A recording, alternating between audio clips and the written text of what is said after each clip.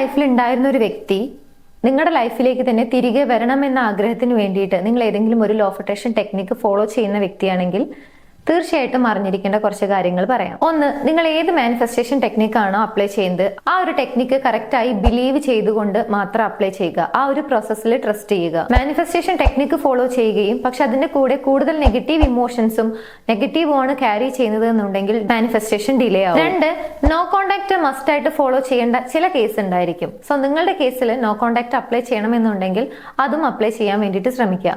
പല ആളുകൾക്കും no contact apply ചെയ്ത് കഴിഞ്ഞാൽ റിസൾട്ട് കിട്ടില്ലേ അല്ലെങ്കിൽ ഉള്ള റിലേഷൻഷിപ്പ് കൂടി പോകുമോ എന്നുള്ള ഒരു ഫിയർ ഉണ്ടായിരിക്കും. പക്ഷെ നോ കോണ്ടാക്ട് കറക്റ്റായി ഫോളോ ചെയ്ത് കഴിഞ്ഞാൽ തീർച്ചയായിട്ടും ആ റിലേഷൻഷിപ്പ് നിങ്ങൾക്ക് സേവ് ചെയ്യാൻ സാധിക്കും.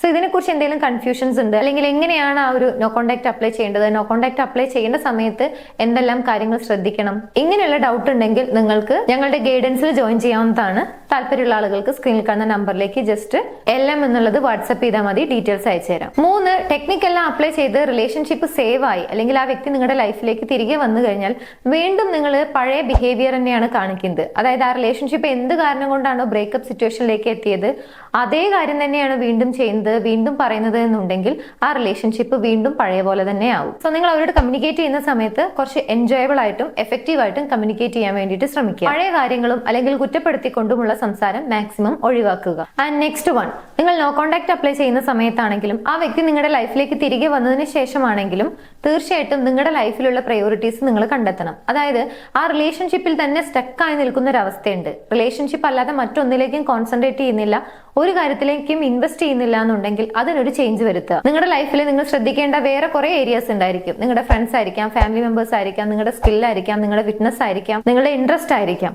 സോ ഇങ്ങനെയുള്ള കാര്യങ്ങൾക്ക് കൂടി മുൻഗണന കൊടുക്കുക. എപ്പോഴും റിലേഷൻഷിപ്പ് എന്നുള്ള ഒരു കാര്യത്തിൽ മാത്രം ഒതുങ്ങി അതിൽ ഒബ്സസ്ഡ് ആയി അല്ലെങ്കിൽ ഒരു ചേസിങ് മെന്റാലിറ്റിയിലേക്ക് പോവാതെ നിങ്ങളുടെ ലൈഫ് കുറച്ചുകൂടി ഹെൽത്തി ആയിട്ട് ബിൽഡ് ചെയ്യാനും കൂടി ശ്രമിക്കുക. സോ റിലേഷൻഷിപ്പ് സേവ് ചെയ്യുന്നതിന് വേണ്ടിയിട്ട് ഏതെങ്കിലും law of attraction technique apply ചെയ്യുന്ന ഒരു വ്യക്തിയാണെങ്കിൽ ഈ പറഞ്ഞ കാര്യങ്ങളൊക്കെ ശ്രദ്ധിക്കുക.